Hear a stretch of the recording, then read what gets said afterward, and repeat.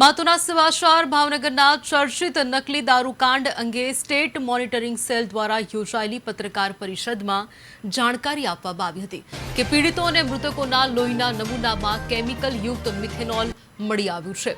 તપાસ સંભાળતાની સાથે જ એસએમસીએ 21 ઈસમો સામે ગુનો નોંધીને રો મટીરીયલ પૂરું પાડનાર, દારૂ બનાવનાર અને વેચનાર સહિત 13 આરોપીઓની ધરપકડ કરી લીધી છે।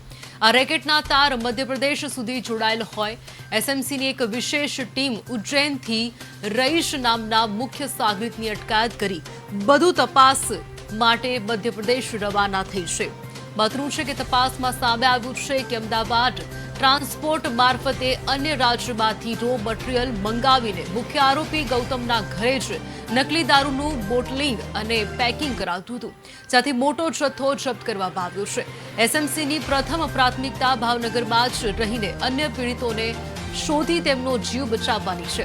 પુરાવાનો નાશ કરવાનો પ્રયાસ કરનારા આરોપીઓના સગા સંબંધીઓ સામે પણ પ્રોહિબિશન ઉપરાંત ગંભીર ગુનાની કલમો હેઠળ કાર્યવાહી હાથ ધરવામાં આવી છે અને તમામ ઝડપાયેલા આરોપીઓને કોર્ટ સમક્ષ રજૂ કરવામાં આવશે। મહત્વના સમાચાર ભાવનગરથી આપને જણાવી દઈએ કે ભાવનગરમાં ચર્ચિત નકલી દારૂ કાંડ અંગે સ્ટેટ મોનિટરિંગ સેલ દ્વારા યોજાયેલી પત્રકાર પરિષદમાં મહત્વની જાણકારી આપવામાં આવી હતી। આગે વધુ માહિતી આપવા માટે હાલ અમારી સાથે હિરેન જોડાઈ ચૂક્યા છે। સંવાદદાતા હિરેન, અમને જણાવશો કે ભાવનગરના ચર્ચિત નકલી દારૂ કાંડ અંગે સ્ટેટ મોનિટરિંગ સેલ દ્વારા યોજાયેલી પત્રકાર પરિષદમાં જાણકારી આપવામાં આવી છે, ત્યારે શું છે વધુ વિગત? હવે ભાવનગરથી જે ચોક્કસ જણાવી દઉં કે ભાવનગર નકલી દારૂ કાંડ મામલે એસએમસીની પીસી રાખી હતી। મિથેલોનના કારણે ઘટના સર્જાઈ, પીડિતોને મૃતકોના લોહીમાં મિથેલોન મળ્યું। એસએમસીની ટીમે ગઈકાલથી તપાસનો દોર સંભાળી લીધો છે। નકલી દારૂ કાંડમાં 21 લોકોની સામે ગુનો દાખલ થયો છે। એસએમસી દ્વારા 13 આરોપીઓને કરાઈ ધરપકડ, જેમાં રો મટીરીયલ પૂરું પાડનાર, દારૂ બનાવનાર અને વેચનાર બંનેનો સમાવેશ થયો છે। મધ્યપ્રદેશમાં ઉજ્જૈનથી રઈશ નામનો ઈસમ ઝડપાઈ ગયો છે। આરોપી નેટવર્ક અને આંકડા અંગે ઊંડી તપાસ માટે એસએમસીની ટીમ મધ્યપ્રદેશ રવાના થઈ ચૂકી છે। મોટા ભાગના નકલી દારૂનો જથ્થો જપ્ત કરાયો છે। મુખ્ય આરોપી ગૌતમના ઘરેથી જથ્થો જપ્ત કર્યો છે। ભાવનગર જ ગૌતમના ઘરે બનાવવાનો દારૂ, બોટલ, સ્ટીકર અને પેકિંગના સાધનો ક્યાંથી આવ્યા તે અંગે તપાસ ચાલુ થઈ ગઈ છે। અમદાવાદ ટ્રાન્સપોર્ટ મારફતે અન્ય રાજ્યથી આવ્યું હતું રો મટીરીયલ। ગૌતમ અને રઈસનો એમપીમાં થયો હતો સંપર્ક। પુરાવાનો નાશ કરવાનો કરનારા આરોપી સગા સંબંધીઓ સામે પણ કાર્યવાહી ચાલુ છે। પ્રોહિબિશન ઉપરાંત અન્ય ગંભીર કલમો ઉમેરાઈ। એસએમસીની ટીમ ભાવનગર રહી પીડિતો શોધી પીડિતોનો જીવ બચાવ્યો। પ્રથમ પ્રાથમિકતા તમામ આરોપી આજે સાંજે કોર્ટમાં રજૂ કરશે। સમગ્ર માહિતી આપવા બદલ હિરેન આપનો આભાર।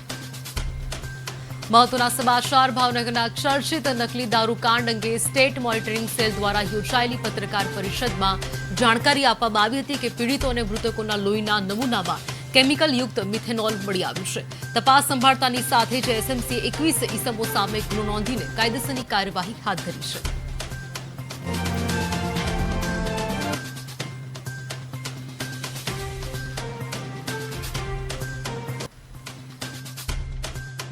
જે એફઆઈઆર આપના દ્વારા જોવામાં આવી છે અને આપના સમક્ષ મૂકવામાં આવી છે ઈ ગુજકોપ ઉપર, એ એફઆઈઆરની અંદર પ્રોહિબિશન એક્ટ અને અન્ય કાયદાઓ હેઠળ જે સૌથી કડક સજા થાય એ પ્રમાણેની સેક્શન લાગી છે। એ સેક્શનના અમે લોકો પુરાવા એકત્ર કરી રહ્યા છે અને આજે 13 આરોપીઓ છે, એ 13 આરોપીઓને અમે નામદાર કોર્ટમાં રજૂ કરી અને એના રિમાન્ડની પ્રક્રિયા કરશું। રિમાન્ડની પ્રક્રિયા મેળવ્યા બાદ આ આરોપીઓ ગુજરાતની બહાર જે જગ્યાએ ગયા હશે, જે જગ્યા ઉપર એ લોકોના કોન્ટેક્ટ હશે અને એ લોકોએ જ્યાંથી રો મટીરિયલ લઈ આવ્યા છે એ તમામ દિશામાં અમે તપાસ કરીશું। જે એફઆઈઆર આપના દ્વારા જોવામાં આવી છે અને આપના સમક્ષ મૂકવામાં આવી છે ઈ ગુજકોપ ઉપર, એ એફઆઈઆરની અંદર પ્રોહિબિશન એક્ટ અને અન્ય કાયદાઓ હેઠળ જે સૌથી કડક સજા થાય એ પ્રમાણેની સેક્શન લાગી છે। એ સેક્શનના અમે લોકો પુરાવા એકત્ર કરી રહ્યા